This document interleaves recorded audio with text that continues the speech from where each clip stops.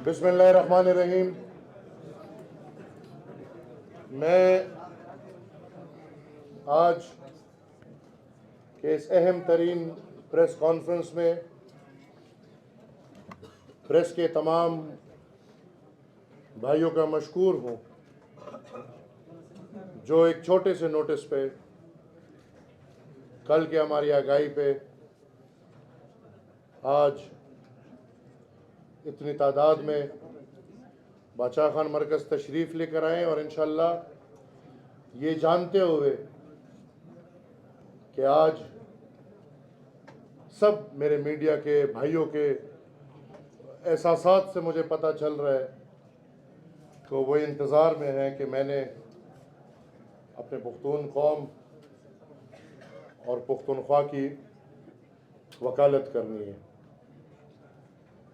8 फरवरी 2024 को होने वाले तारीख़ के वो बदतरीन इंतखाबात थे जिसके नताइज रोज़ अव्वल से वाज़े थे।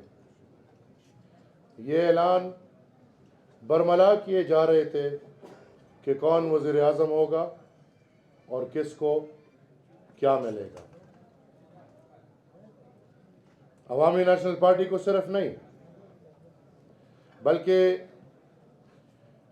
पीटीआई के उन अहम रहनुमाओं को भी हरवाया गया जो वज़ारत आला के उम्मीदवार समझे जाते थे। कठपुतली वज़ीर आला को लाने के लिए तमाम पार्टियों के सरकर्दा रहनुमाओं को पार्लियामान से बाहर रखा गया ताकि बलूचिस्तान जैसी कठपुतली हुकूमत और असेंबली पुख्तूनख्वा में भी कायम की जाए।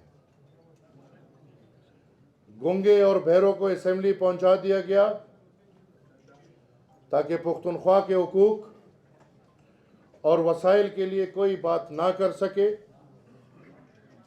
और उन वसाइल पर मुक़्तदरा का कब्ज़ा कायम रहे। मोहसिन दावड़ वज़ीरिस्तान में धांधली के खिलाफ एहतजाज कर रहा था, उन पर बराह रास्त फायरिंग की गई, 4 साथियों को शहीद किया गया। वो शदीद ज़ख्मी और बाद में नताइज का ऐलान किया गया और एक ऐसे शख्स को असेंबली पहुंचा दिया गया जो अपने सहारे चल भी नहीं सकता ताकि पुख्तूनों की नुमाइंदगी कम की जाए। 8 फरवरी के मैनेजमेंट का आगाज़ इंतखाबात के दिन नेटवर्क डाउन करने से हुआ। पंजाब में पीटीआई के आज़ाद उम्मीदवारों को एक तरीके से डील किया गया ताकि वहां नून लीग की हुकूमत कायम की जा सके, जबकि पुख्तूनख्वा में कॉम्प्रोमाइज आज़ाद उम्मीदवारान को जितवाया गया ताकि अपनी मर्जी की कठपुतली असेंबली बनाई जा सके।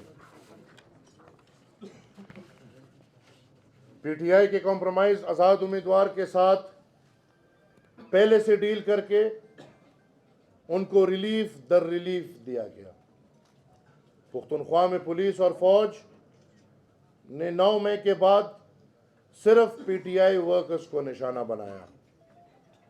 जिन रहनुमाओं ने डील किया वो एमपीए और एमएनए बन गए, जिन्होंने डील नहीं किया उन्हें पार्लियामान से बाहर किया गया। 8 फरवरी को होने वाले इंतखाबात कम बल्कि सौदागरी का बाजार ज़्यादा लग रहा था।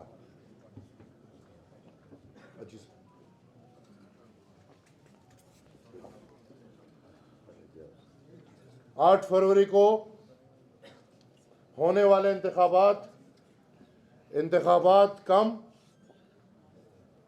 जबकि सौदागरी का बाजार ज़्यादा लग रहा था। हाफिज साहब जो कि हाफिज कुरान है, दयानतदार और अमानतदार कहलाते हैं, वो ज़रा मालूमात करे कि पुख्तनख्वा में इलेक्शन की इस सौदागरी में उनके साए तले कितने अरब रुपए का सरमाया इस्टेब्लिशमेंट ने बनाया आरओस के जरिए। मैं मिसालों के लिए बहुत से ऐसे उम्मीदवार हैं जिनको मैं मिसालतन पेश कर सकता हूं, जिन्होंने करोड़ों रुपए देके करोड़ों रुपए के हेवस अपनी सीट जीते हैं। और इसी पेशावर में अगर हम देखें तो छठे सातवें नंबर के उम्मीदवार 2000-3000 वोट वाले उम्मीदवार आज कुछ करोड़ों के एवज मेंबर बने हुए हैं।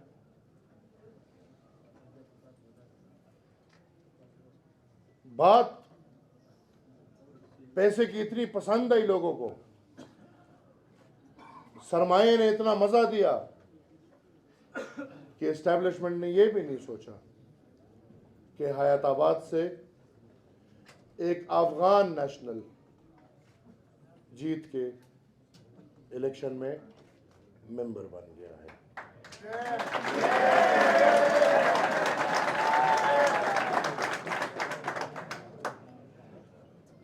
ताज्जुब की बात यह है कि अगर इमरान का वोट है तो चारसद्दा में पीटीआई का एक उम्मीदवार, जो पीटीआई का नॉमिनेटेड उम्मीदवार था, वो 4000 वोट लेता है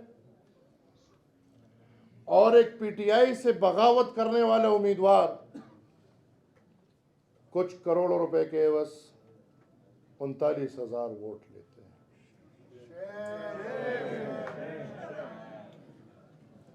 पेशावर से एक साबिक एमएनए साहब के फॉर्म 47 पे 38,000 से पहले एक लगाकर 1,38,000 करके कौम को दिखाया गया है।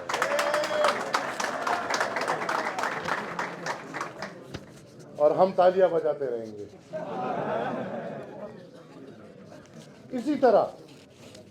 इसी तरह अवामी नेशनल पार्टी के अपने उम्मीदवारों से आरओस के जरिए करोड़ों का मुतालबा किया गया है और हमारे पास सबूत मौजूद है। जरूरत पड़ी तो एक एक सबूत पेश कर सकते हैं। पाकिस्तान में इस वक्त इलेक्शन कमीशन और अदलिया समेत पूरा निज़ाम मफलूज है। एक इदारे की बादशाहियत कायम है और वो है इस्टेब्लिशमेंट। रोज़े अव्वल से आज तक इस मुल्क के साथ जो हुआ है, इसकी जिम्मेदारी सिर्फ इस्टेब्लिशमेंट पर आयद होती है। मुल्क को इस डगर पे पहुंचाने पे, मुल्क को अरबों डॉलर के कर्जदार बनाने पे सारा किरदार इस्टेब्लिशमेंट का। हम इससे मुंह मजीद नहीं फेर सकते कि पाकिस्तान को वही लोग दीमक की तरह खा रहे हैं जो लोग पाकिस्तान जिंदाबाद के नारे लगा रहे हैं। 2008 से लेके 2024 तक अवामी नेशनल पार्टी ने पुख्तनख्वा में क़याम अमन के लिए, दहशतगर्दी के खिलाफ, इंतहा पसंदी के खिलाफ, इस सोच के साथ कि अवामी नेशनल पार्टी इस्टेब्लिशमेंट के साथ मिलकर अपने कौम के लिए मसलों का हल ढूंढने की। हम इस्टेब्लिशमेंट के साथ खड़े हुए, हर हद तक खड़े हुए।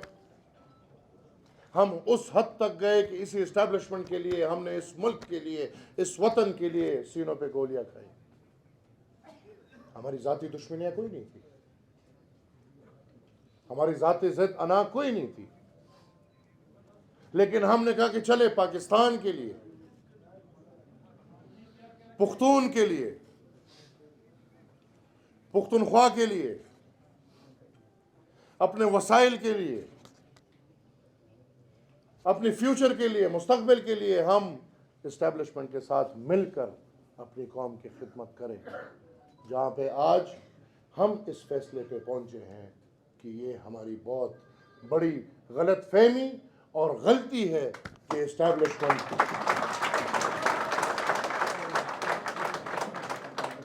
ये हमारी बहुत बड़ी गलती और गलत फहमी है कि इस्टेब्लिशमेंट ऑफ पाकिस्तान पुख्तूनों के लिए, पुख्तूनख्वा के लिए, मेरे लिए और आपके लिए कोई अच्छा सोच रखती है।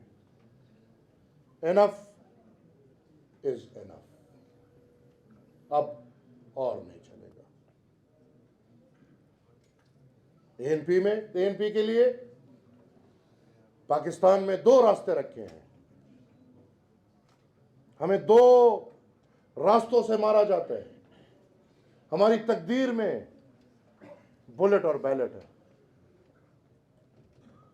हमें बुलेट के सामने भी रखा जाता है और हमें बैलेट के थ्रू भी हराया जाता है। हम ये समझते हैं कि मजीद अपने कौम और पुख्तूनख्वा की तर्जुमानी करने के लिए, मैं ये समझता हूँ, अवामी नेशनल पार्टी ये समझती है कि मजीद पुख्तून कौम के वसाइल के लिए तमाम हालात को मद्देनज़र रखते हुए, तमाम तर लोगों के नज़रियात को मद्देनज़र रखते हुए अवामी नेशनल पार्टी इस नतीजे पे पहुंची है कि जिस तरह एक दौर था और जनाब मरहूम अल्लाह बख्श थे जनाब खान अब्दुल वली खान ने प्रेस कॉन्फ्रेंस करके ऐलान कर दिया कि बादशाह खान की सियासत का सफ़ा मैंने उलट दिया है। मज़ीद वो सियासत हमारे लिए उस वक्त उनका बयानिया था कि मज़ीद फ़ायदे नहीं ला सकती। मैं ये समझता हूँ कि कौम की तर्जुमानी करते हुए, एक लीडिंग रोल इख्तियार करते हुए, मैं आज ये ऐलान करता हूँ कि पिछले 20 साल की सियासत का सफ़ा मैंने उलट दिया है।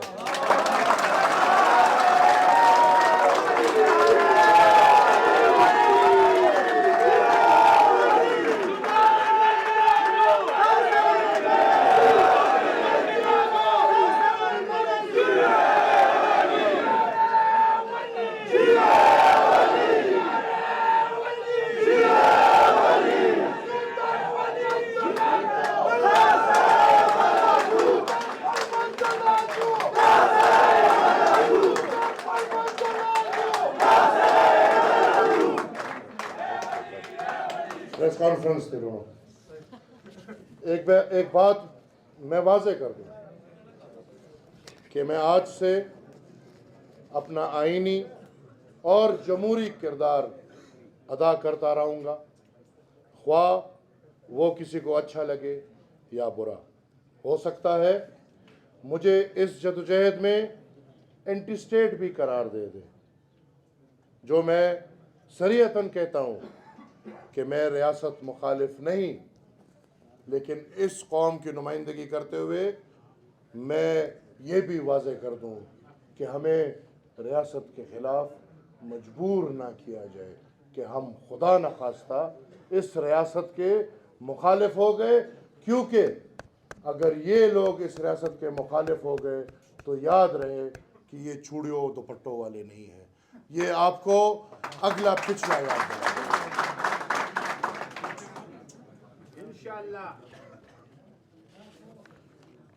कोई इस खाम ख्याली में ना रहे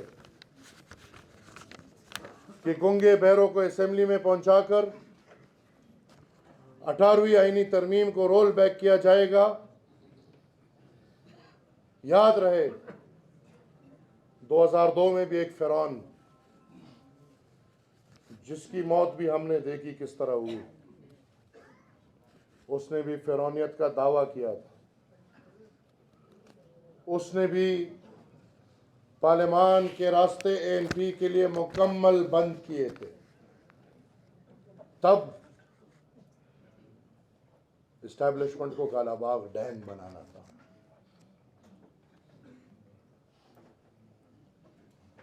हमारे कायद, अल्लाह जिंदगी दे, जनाब असफंदियार वली खान साहब, उन्होंने जनरल मुशर्रफ के मुंह पे कहा कि जनरल, आप हम पे पार्लियामान के रास्ते रोक सकते हैं, बंद कर सकते हैं, लेकिन हमारे सियासत के रास्ते आप हम पे बंद नहीं कर सकते। आज 2024 है, जिसने हमारे पार्लियामान के रास्ते बंद किए थे कालाबाग डैम के लिए, पार्लियामान से बाहर होते हुए हमने अल्हम्दुलिल्लाह कालाबाग डैम को भी दफना दिया, उन आवाज़ों को भी अल्हम्दुलिल्लाह दफना दिया।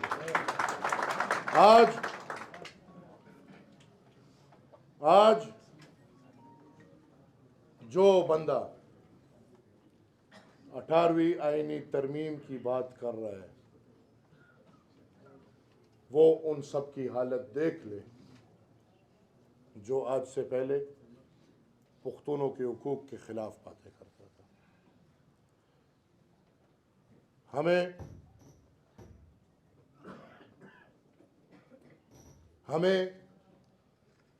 और ये मैं बार बार कहता हूँ कि हमें अपनी कौम की रहनुमाई, अपनी कौम की तर्जुमानी, अपनी कौम की खिदमत के लिए पार्लियामान की कोई ज़रूरत नहीं। मैं वाज़े करूँ, हम उस खुदाई खिदमतगार के रास्ते पे चल रहे हैं जिसने तारीख़ में पुख्तूनों की सबसे ज़्यादा खिदमत की है। हाँ, एक दिन किसी पार्लियामेंट में नहीं बैठा, एक दिन किसी दफ्तर में नहीं बैठा। इस कौम की तर्जुमानी के लिए, इस कौम की रहनुमाई के लिए और इस कौम की खिदमत के लिए हम ये लॉस करते हैं कि हमें किसी मेंबरी की ज़रूरत नहीं है। हम इंशाअल्लाह ज़िंदा है। मेंबर क्या होता है? हम इनकी ऐसी खिदमत करेंगे कि मेंबर्स को भी ये लोग इंशाअल्लाह भूल जाएंगे। पुख्तूनख्वा के तमाम कौम परस्त रहनुमाओं को पार्लियामेंट से बाहर रखने का नतीजा वफाकी निज़ाम के ख़िलाफ़ एक अवामी के तहरीक के तौर पर सामने आएगा। पार्लिमानी जमहूरी सियासत का रास्ता बंद करने से रियासती कोशिश का रद्द अमल तारीख साज साबित होगा। इन तमाम हक़ाइक़ की बुनियाद पर कोई भी बाशऊर शख्स इन इंतखाबात को किस तरह मानने को तैयार हो सकता है? हम इन नताइज को एक दफ़ा फिर सरासर मुस्तरद करते हैं और हम इन नताइज को किसी भी सूरत पे मानने को तैयार नहीं। एएनपी मुतालबा करती है कि पुख्तूनख्वा के तमाम हलकों को खोला जाए। जिस हलके में अवामी नेशनल पार्टी सेकंड पोजीशन पर है, जो कि पुख्तूनख्वा में ज़्यादातर हलके हैं, उन सब हलकों को खोला जाए। हाँ, जोरावर लोग हैं, अभी भी शायद लगे होंगे, मैनेज कर रहे होंगे, मोहरे लगा रहे होंगे। कहाँ पैरों के, हमारे और आपके वोट का तकद्दुस इतना होता है कि कभी पैरों की अंगूठियाँ उस पर लगा रहे होते और कभी हाथों की अंगूठियाँ उस पर लगा रहे होते। लेकिन हम फिर भी ये मुतालबा करते हैं कि तमाम तर वो हलके जिसमें अवामी नेशनल पार्टी दूसरे नंबर पे है, उनको खोला जाए। और इस तरह नहीं, ये सब मेरे भाई मीडिया के कैमरे लगाएं, इनके सामने बैठे, हलके खोलें और दुनिया को वाजे हो कि किस तरह इस्टेब्लिशमेंट ने, किस तरह मुक्तदरा ने उन आज़ाद उम्मीदवारान जिनका वोट कहते थे कि इमरान के नाम आएगा, लेकिन वो सारा बहाना था, उनको जाली वोट डाल के किस तरह उनको मेंबर बनाया गया, ये कौम के सामने वाज़ेह हो। अगर हमारे मुतालबात को तस्लीम नहीं करते तो बहुत जल्द पूरे सूबे में तहरीक शुरू होगा और हम एहतजाजन सड़कों पर होंगे। अवामी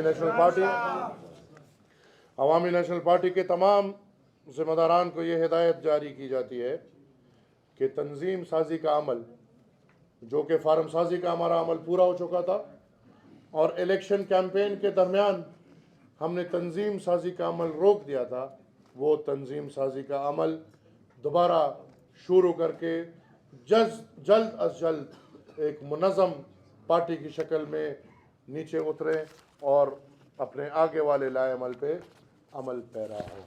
इंशाअल्लाह जिनकी ये सोच है या जो ये सोचते थे कि अवामी नेशनल पार्टी को ख़त्म कर देंगे, अवामी नेशनल पार्टी की सियासत को ख़त्म कर देंगे, मैं बज़ाते ख़ुद आपका मशकूर हूँ कि आपने आज मेरे कौम के बीच खुलेआम मुझे उस रास्ते पे चलने पे मजबूर किया जो रास्ता वली ख़ान बाबा ने मेरे लिए चुना था। आज के बाद अवामी नेशनल पार्टी एंटी इस्टेब्लिशमेंट तो नहीं कह सकते, एंटी इस्टेब्लिशमेंट तो नहीं कह सकते, लेकिन प्रो नेशन, हर आईनी जमहूरी आवाज़ उठाने के लिए इंशाअल्लाह सफ़े अव्वल में होगी और हम ये कोशिश करेंगे कि इस मुल्क पे जो किराएदार ने कब्ज़ा किया है, इस मुल्क पे जो चौकीदार ने कब्ज़ा किया है, जिस चौकीदार को हम और आप तनख्वाह देते हैं हमारी हिफाजत के लिए, वो चौकीदार हिफाजत के बजाय आके मुल्क पे हुक्मरानी कर रहा है, ये हुक्मरानी हम मानने को तैयार नहीं है। आज से हर कदम इस हुक्मरानी के ख़िलाफ़ और आवाम के हुक्मरानी के। मैं एक दफ़ा फिर मीडिया के तमाम अपने भाइयों का, बुज़ुर्गों का मशकूर हूँ। कुछ सवालात हो जहाँ पे मैं समझता हूँ कि मैंने बहुत मुदल्लल बात की है, फिर भी कोई सवालात हो तो मैं क्वेश्चंस लेने को तैयार हूँ। जमा वजाहत दादे बल सवाल पे आओ जमा रदे खबर वजाहत दादे चमंग नोर एस्टेब्लिशमेंट सर यो कदम अगस्ट होता दादा हर चा जाती बयान की दी जमा पुख्तना उस द इस्तीफा खबर है कि मदन अब मैं से तास तो की अगर चूंकि द मरकजी तंजीम खबर था वो अपने हलकों के हवाले से ज़रूर की थी। अब तो पार्टी पॉलिसी भी है और सब ने मिल के जो मालूमात फराहम किए, तो जो एमन वली ख़ान साहब ने बात की तो उसी की रोशनी में की। तो अब तो ये पार्टी पॉलिसी है जो ये बयान अब जारी हुआ, तो हम इसी की रोशनी में अपना काम जारी रखेंगे। और रही ये बात कि हैदर होती साहब ने जो इस्तीफ़ा दिया है, तो क्योंकि मरकज़ी सदर असफंदियार वली ख़ान साहब है तो उन्होंने उस इस्तीफ़े को मंजूर कर लिया है। बस इतनी सी बात है। जहाँ तक बात रही जी एहतजाज की, तो मैं किसी को फॉलो नहीं कर सकता। जिस पार्टी की जो मर्ज़ी वो करना चाहे वो कर ले। मैं और मेरे पार्टी के लोगों को जो ठीक लग रहा है, तो मैंने आपको बोला कि हमने अभी अपना मुतालबा सामने रखा है। हम ये नहीं कर सकते कि एक दिन और 2 दिन सड़कों पे निकल के फिर गायब हो जाए। ये हमारा एक तवील जदोजहद है और मैं ये समझता हूँ कि इंशाअल्लाह हम ये जदोजहद करेंगे। हमने आज मुतालबे रखे हैं, इन मुतालबों पे अमल नहीं होगा, हम मज़ीद लाएमल देंगे। देखिए, प्रोसेस को हम ख़राब नहीं करना चाह रहे थे। प्रोसेस तो ख़राब था, ये क्या आपको नहीं पता था? इधर जो आज़ाद उम्मीदवार खड़े थे वो ख़ुद नहीं चीख रहे थे क्या? इधर से जो मैंने बोला 7वें नंबर पे पहला आया है, क्या वो ये नहीं चीख रहा था? ये तो ज़ुबान सदेआम थी। हम प्रोसेस को मुकम्मल तबाह, क्योंकि हम फिर भी एक जमहूरी प्रोसेस चलाना चाहते हैं, लेकिन इस तरह तो नहीं चल सकता कि वो जमहूरी प्रोसेस पैसों के ढेर हो जाए। हम समझ रहे थे कि शायद इसमें अफवाहें भी होंगी, लेकिन अब तो जब इलेक्शन गुजर गए तो सब चीज़ें बिल्कुल सामने आ गई हैं, बिल्कुल सामने। मैंने आपको कहा ना कि मेरे अपने उम्मीदवार के इलेक्शन से 2-3 दिन पहले, और ऐसे भी बेचारे होंगे जिनसे पैसे ले लिए और अब वो जोरावर लोग हैं, उनसे वापस कौन लेगा। तो है, ऐसे है। और हम बिल्कुल, हम पहले चुप रहे हैं, लेकिन आज हमने समझा कि वजाहत कर लें। अदालत, कौन सी अदालत? जो इस्टेब्लिशमेंट मैनेज करती है, उस अदालत में जाऊं जिस अदालत को एक कर्नेल चलाता है? मैंने तो पहले बोल दिया कि इलेक्शन कमीशन मफलूज है, अदालत मफलूज है, जोरावर तो इस्टेब्लिशमेंट है। अब इस्टेब्लिशमेंट का पूछने के लिए हम किस अदालत में जाएं? अदालत पाकिस्तान का आपको पता है, यहाँ पे अच्छे अच्छे काजी आ जाए, जब वो बैठ जाते हैं तो फिर फैसला उनकी मर्जी से देंगे, नहीं तो कोरोना में बेचारे मरेंगे।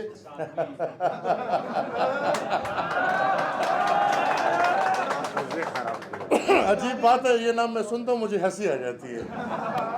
बच्चे वो कभी एंटी इस्टेब्लिशमेंट हो नहीं सकते।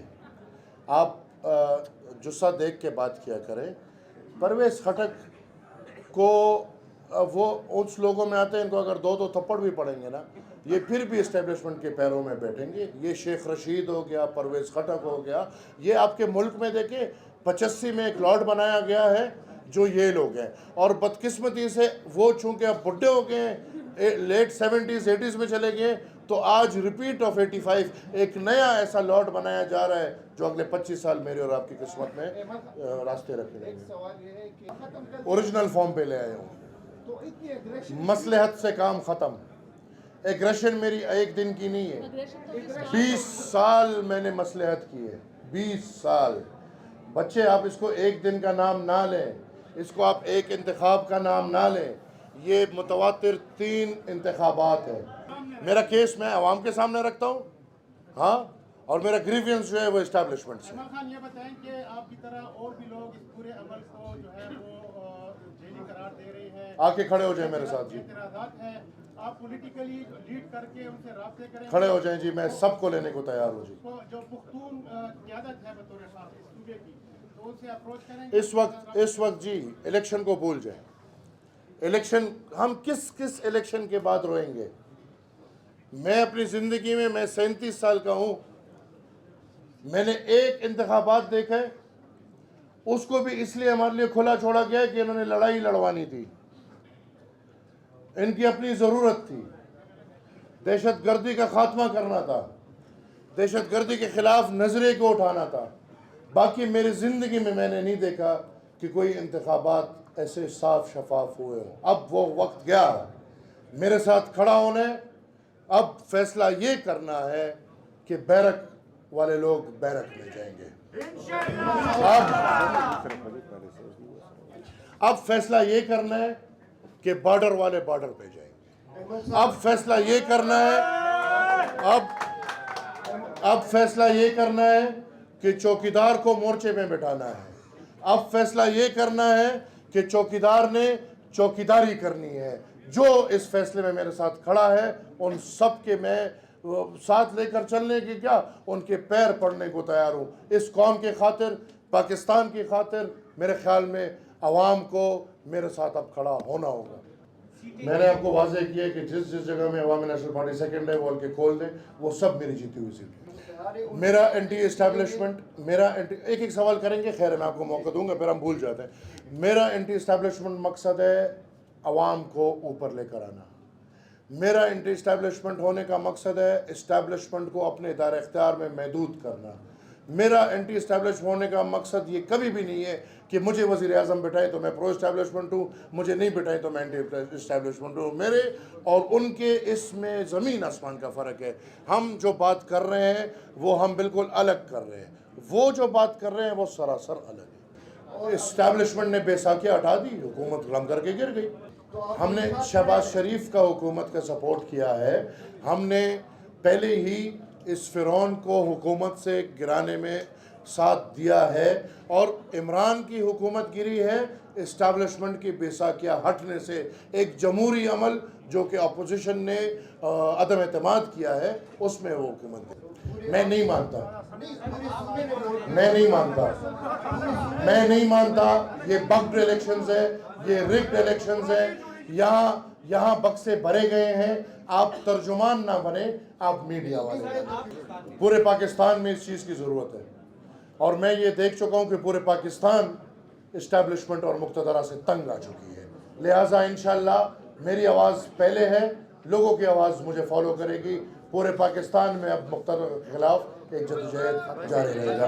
Thank you very much.